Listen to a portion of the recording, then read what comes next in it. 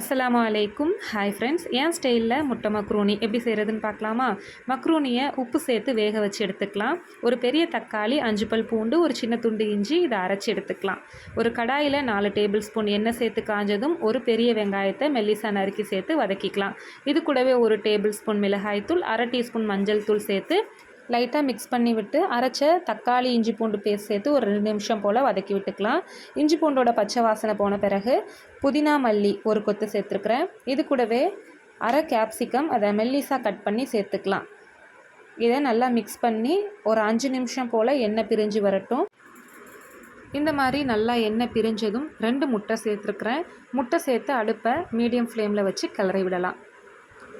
முட்டை சேர்த்து over cook பண்ணாமல் ஒரு 3/4 வாசி வெந்து வந்ததும் வேக வச்ச மக்ரூனி சேர்த்து மிக்ஸ் பண்ணலாம். இந்த மாதிரி பண்ணும்போது மக்ரூனி சாப்பிட்றதுக்கு நல்லா ஜூஸியாக இருக்கும்.